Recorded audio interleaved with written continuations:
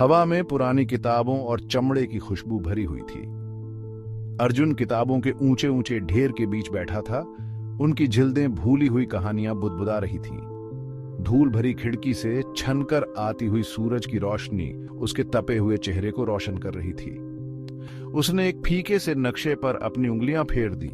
उसकी भौहें एकाग्रता में सिकुड़ी हुई थीं। यह कोई मामूली नक्शा नहीं था।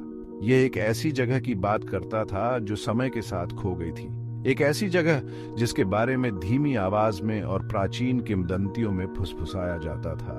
नक्शे में एक घना जंगल दिखाई दे रहा था जिसके किनारे उम्र के साथ धुंधले हो गए थे।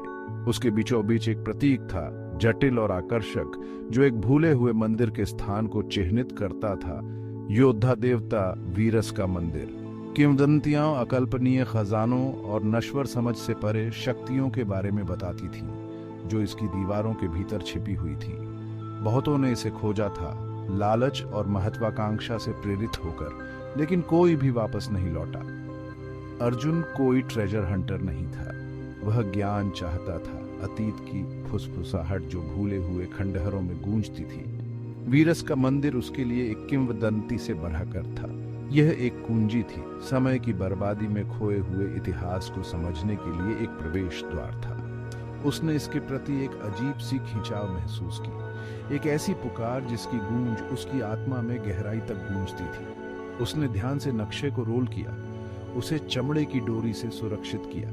यात्रा जोखिम भरी होगी, अज्ञात खतरों से भरी होगी, लेकिन वह तैयार था। ज्ञान की प्यास, अतीत के रहस्यों को उजागर करने की प्यास किसी भी डर से ज्यादा तेज थी। उसका दिल उम्मीद से धड़क रहा था। कल वह भूले हुए मंदिर के रहस्यों को उजागर करने के लिए एक खोज पर निकलेगा। सुबह की पहली किरणें उसकी खिड़की के शटर्स के बीच से निकली। अर्जुन उठा। उसकी हरकतें एक शांत उद्देश्य से प्रेरित थीं। पैकिंग करना एक आसान काम था। एक मजबूत बैकपैक, एक घिसी पिटी नोटबुक, कुछ जरूरी सामान और नक्शा उसकी ब्रेस्ट पॉकेट में सुरक्षित रूप से रखा हुआ था। वह सीधी सादी जरूरतों वाला आदमी था।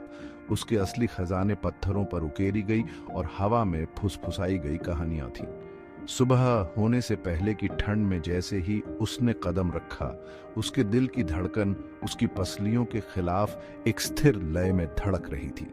हवा कुरकुरी थी जिसमें गीली मिट्टी और खिले हुए चमेली की खुशबू थी। एक अकेला पतंग सिर के ऊपर चक्कर लगा रहा था। उसकी तेज आवाज शांति में गूंज रही थी। ऐसा लगा जैसे दुनिया खुद अपनी सांसें रोककर उसे अपनी यात्रा पर निकलते हुए देख रही हो। वह एक अभ्यास के साथ चला। उसके कदम पत्थर की गलियों पर खामोश थे। शहर अभी भी सुबह होने से पहले की शांति के आगोश में सो रहा था। संकरी गलियों और चहल पहल वाले बाजारों की एक जानी पहचानी भूल भुलैया थी। जल्द ही वह इसकी सुकून देने वाली अराजकता को पीछे छोड़ देगा। पन्ना की गहराई के अनजान आलिंगन में निकल जाएगा। उसके दादाजी के शब्दों की याद उसके दिमाग में उभर आई। अतीत हवा में एक फुसफुसाहट है। अर्जुन, ध्यान से सुनो और यह तुम्हारा मार्गदर्शन करेगा। उनके दादाजी, जो एक प्रसिद्ध इतिहासकार थे, ने उनमें समय के इतिहास में उकेरी गई कहानियों के प्रति गहरा सम्मान पैदा किया था। अब अपने दादाजी के शब्दों और नक्शे को अपने मार्गदर्शक के रूप में वह अतीत की फुसफुसाहट का सामना करने के लिए तैयार था। जंगल ने उसका गर्मजोशी से स्वागत किया। सूरज की रोशनी घने छत्र में घुसने के लिए संघर्ष कर रही थी, आगे के रास्ते को हमेशा के लिए धुंधलके में डाल रही थी। ऊंचे ऊंचे पेड़ जिनकी सूंड पन्ना की काई में लिपटी हुई थी, प्राचीन पहरेदारों की तरह खड़े थे।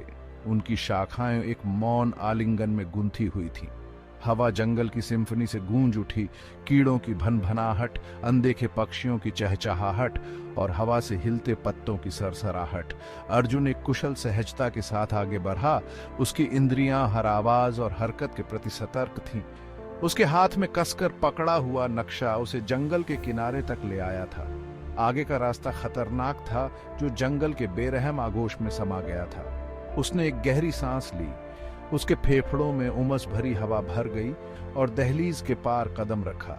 जंगल के अदम्य दिल के लिए जानी पहचानी दुनिया को पीछे छोड़ दिया। दिन रात में बदल गए। जंगल उसकी उपस्थिति के प्रति उदासीन, जीवन और क्षय के अपने निरंतर चक्र को जारी रखे हुए था। उसका सामना ऐसे जीवों से हुआ जो अद्भुत और भयानक दोनों थे। पत्ते के बीच चमकदार तितलियां फड़फड़ा रही हैं, बंदर अनायास ही छत्र से होकर झूल रहे हैं, एक बाघ की आंखें नीचे की ओर चमक रही हैं। खतरे का एक खामोश वादा। फिर भी वह आगे बढ़ता रहा, नक्शे और लोहे की इच्छा शक्ति द्वारा निर्देशित। भूले हुए मंदिर का आकर्षण, अतीत के रहस्यों को उजागर करने का वादा ने उसे आगे बढ़ाया। हर कदम उसके अटूट दृढ़ संकल्प का प्रमाण था, उस अतृप्त जिज्ञासा का प्रमाण था जो उसकी आत्मा में जल रही थी। वह एक ऐसा व्यक्ति था जिसके पास खुद से भी बड़ी ताकत थी, एक ताकत जो उतनी ही पुरानी थी जितनी खुद समय। ऐसा लग रहा था जैसे जंगल उस पर टूट पड़ा हो। उसका हरा भरा आलिंगन आकर्षक और दम घोंटने वाला दोनों था। वह जितना गहराई में जाता गया, ये उतना ही भटकाव वाला होता गया। रास्ता सड़ते हुए पत्तों और उलझी हुई लताओं के कालीन के नीचे मुश्किल से दिखाई देता था। मुड़ा हुआ था और अपनी मर्जी से मुड़ता था। वह एक ढहते हुए तोरण द्वार पर ठोकर मार गया, जो लगभग पूरी तरह से जंगल के बेरहम आलिंगन में समा गया था। लताएं उसकी बाहों जितनी मोटी, उसके काई से ढके पत्थरों के चारों ओर लिपटी हुई थीं, उसे वापस धरती में खींचने की धमकी दे रही थी। इसके चारों ओर की हवा एक अजीब सी ऊर्जा से गूंज रही थी। वातावरण में एक स्पष्ट बदलाव। अर्जुन का हाथ सहज रूप से नक्शे की ओर चला गया। उसकी उंगलियां उसकी फीकी रेखाओं को ट्रेस कर रही थी। यह वह था, भूले हुए मंदिर का प्रवेश द्वार। उसने तोरण द्वार के माध्यम से अपना रास्ता धकेला। पत्ते उसकी त्वचा से रगड़ खा रहे थे। आगे का रास्ता एक भयानक खामोशी में डूबा हुआ था। हवा में नम मिट्टी और सड़ती हुई वनस्पतियों की गंध थी। उसकी रियर की हड्डी में एक अजीब सी फुसफुसाहट महसूस हुई। एक आदिम प्रवृत्ति ने उसे अनदेखे खतरों की चेतावनी दी। वह रुक गया, ध्यान से सुन रहा था, लेकिन जंगल ने अपनी सांसें रोक रखी थी। उसके रहस्य खामोशी के घूंघट में ढके हुए थे। एक गहरी सांस लेते हुए उसने पन्ना भूल भुलैया के दिल में गहराई से प्रवेश किया। हवा ठंडी हो गई। सूरज की रोशनी मुश्किल से घने छत्र से छनकर आ रही थी। उसने महसूस किया कि कोई उसकी ओर देख रहा है। अनदेखी आंखें उसकी हर हरकत पर नजर रखे हुए हैं। वह जानता था कि वह अब दुनिया के इस भूले हुए कोने में अकेला नहीं है। जंगल जाग गया था। पन्ना हरे रंग की एक फुसफुसाहट ने उसकी आंख पकड़ ली। एक तोता जिसके पंख जंगल के मौन स्वर के विपरीत एक जीवंत थे, उसके ऊपर एक शाखा पर बैठा था। उसने अपना सिर घुमाया। उसकी मनमोहक काली आंखों में एक अजीब सी बुद्धिमत्ता के साथ उसे देख रहा था। फिर अर्जुन को आश्चर्य हुआ। वह बोला, खो गए छोटे से निवाले, तोते ने कर्कश स्वर में कहा। उसकी आवाज आश्चर्यजनक रूप से गहरी और गूंजने वाली थी। या तुम कुछ ढूंढ रहे हो? अर्जुन पक्षी को घूरता रहा। उसका दिमाग असंभव को समझने के लिए संघर्ष कर रहा था। बात करने वाले तोते किंवदंतियों की चीजें थीं, जंगल की हकीकत नहीं। फिर भी यह यहां था। उसकी पन्ना आंखें एक प्राचीन ज्ञान से चमक रही थी। उसने अपना सिर हिलाया, अविश्वास के अंतिम अंशों को दूर किया। मैं वीरस के मंदिर की तलाश कर रहा हूं, अर्जुन ने उत्तर दिया। उसकी आवाज जंगल की खामोश खामोशी में अजीब तरह से गूंज रही थी। क्या आप मुझे वहां ले जा सकते हैं? तोते ने एक कर्कश हंसी छोड़ी। उसके पंख फड़फड़ाए क्योंकि वह दूसरी शाखा पर कूद गया था। वीरस का मंदिर, एक खतरनाक इच्छा, छोटे से निवाले। बहुतों ने इसे खोजा है और कोई भी वापस नहीं लौटा है।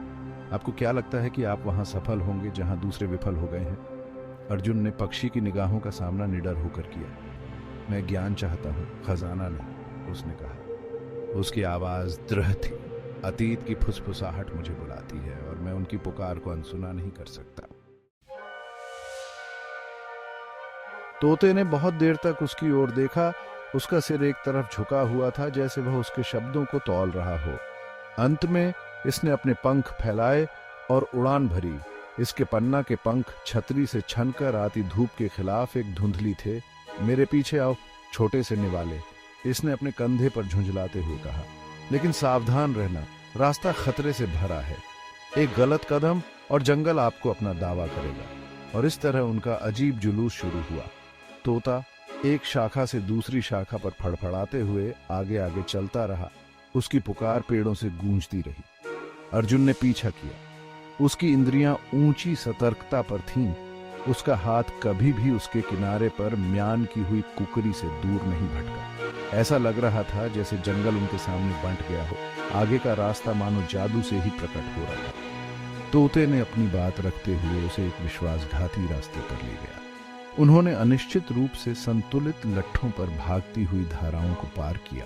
कांटेदार झाड़ियों के घने इलाकों से गुजरे जो उसके कपड़ों को फाड़ देते थे और पत्तों के कालीन के नीचे छिपे सिंघोल के चारों ओर चक्कर लगाते थे।